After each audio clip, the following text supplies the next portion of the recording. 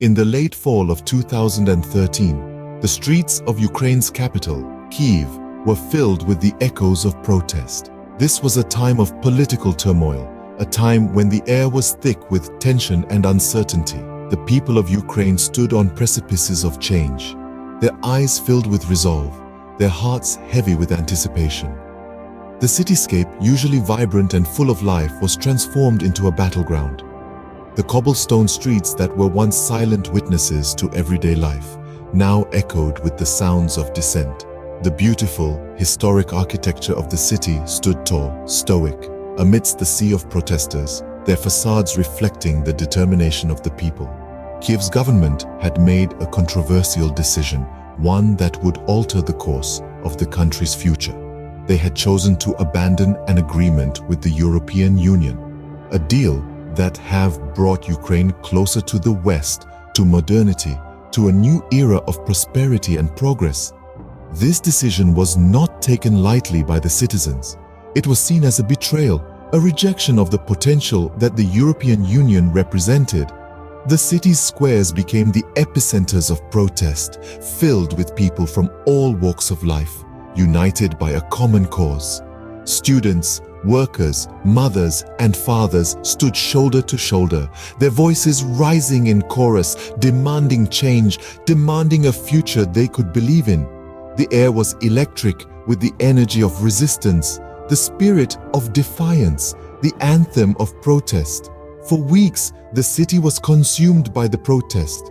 Days turned into nights, and nights into days. But the streets of Kyiv remained filled with the people, their resolve unwavering.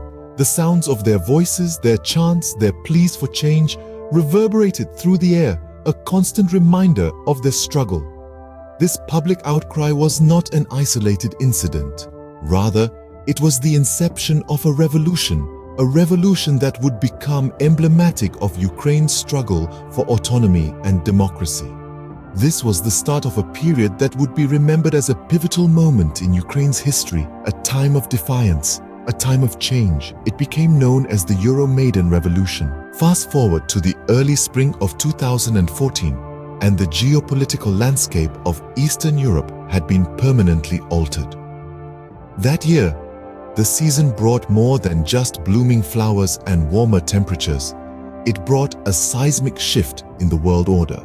The continent of Europe, specifically its eastern region, was on the brink of a major transformation that would be etched in the annals of history forever. Russia, the giant to the east, made a move that sent shockwaves beyond the Ural Mountains and across the world's diplomatic circles.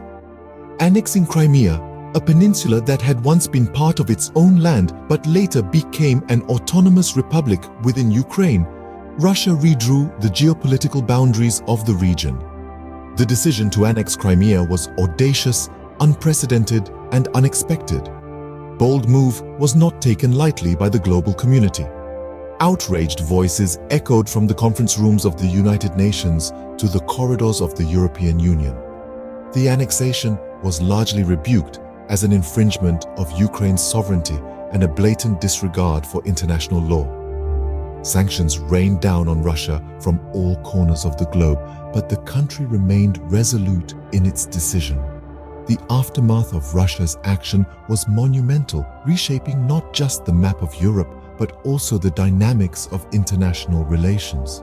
The world stood witness to a turn of events that not only altered the status of a peninsula, but also redefined the meaning of territorial sovereignty. It was a daring game of power with significant stakes for all involved parties. This event marked a significant escalation in the crisis, transforming it from a domestic dispute to an international conflict. The annexation of Crimea was not merely an isolated incident, but a clear indication of a larger power play at work. It was a manifestation of Russia's ambition to reassert its influence over Eastern Europe, and it changed the geopolitical landscape forever. The summer of 2014 saw the conflict intensify in eastern Ukraine, as pro-Russian separatists, backed by Moscow, took up arms. These were not just mere men, but also women, old and young, who were driven by their political beliefs and ethnic ideologies.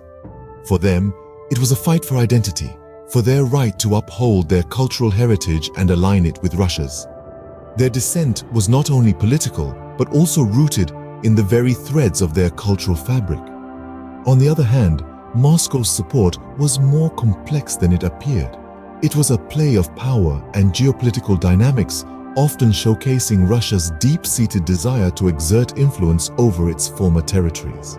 The separatists, in many ways, were pawns on a chessboard, maneuvered by a greater power with a grander vision. It was a battle waged with ammunition and military strategy, but controlled by political tactics and diplomatic maneuvers. Yet, it wasn't just a simple case of power politics. The silent cries civilians echoed the word war, a word that had been thrown around loosely, but now bore weight and grave consequences. Their homes became battlegrounds, their lives shattered by the deafening sound of artillery fire, their dreams buried under the rubble of their war-torn country. The international community watched, debated, and intervened, but all their efforts seemed to be lost in translation. The United Nations, European Union, and NATO all stood helpless as the situation spiraled out of control. Economic sanctions were imposed on Russia, peace talks were initiated, and ceasefires were agreed upon, only to be broken again. Every step towards peace was countered with a step back into warfare. While the world's superpowers were busy playing their complex geopolitical game, ordinary Ukrainian civilians bore the brunt of the conflict. Hospitals, schools, and homes were destroyed, leaving a trail of devastation that would take years, if not decades, to heal. By the end of the year, the death toll had tragically risen into the thousands, and the world watched in disbelief as a full-scale war erupted in the heart of Europe. As the future unfolded, the conflict experienced a pattern of ebb and flow, akin to an unpredictable tide. There were ceasefires, deliberately brokered under the stormy sky of war. These peace agreements, meticulously crafted by hidden hands, came to life. But as delicate as they were, they often shattered under the relentless strain of the ongoing discord. The sound of bullets silenced, replaced by the hopeful whispers of peace, only to be awakened again by the harsh cacophony of renewed conflict. These ceasefires were not mere passive intermissions, but they were active, dynamic attempts to quell the storm. They were the desperate gasps for air in an ocean of turmoil. They were the fragile ropes of hope thrown into this abyss of conflict, hoping to lasso in the wild beast of war. Parallel to this, diplomatic efforts were made, only to be thwarted again and again. Diplomats, ambassadors, and politicians put forth their best efforts, meticulously weaving a fabric of peace. Yet, their attempts were often met with the rigid wall of disagreement and dissent. These diplomatic maneuvers, much like the ceasefires, fluctuated in the same rhythm as the conflict. All these events, ceasefires brokered and broken, diplomatic efforts made and thwarted, and moments of hope and despair coalesced into something more formidable than a mere conflict. The crisis in Ukraine had metamorphosed into a protracted conflict, a struggle that seemed to have no clear end in sight. Now, in the closing days of 2023, the crisis remains unresolved. The echoes of conflict continue to reverberate throughout Ukraine, and indeed the world. Despite numerous attempts at diplomatic resolution, the political chessboard remains locked in a stalemate, and the human cost continues to mount. To summarize, the Ukraine crisis began as a protest against a government decision, escalated into an international conflict following Russia's annexation of Crimea, and has since become a protracted war in eastern Ukraine. Despite numerous ceasefires and diplomatic efforts, the crisis remains unresolved, with the human toll continuing to rise. As we close, remember this: the fluttering butterfly in Ukraine continues to cause ripples throughout the globe. How those ripples will shape the future remains uncertain.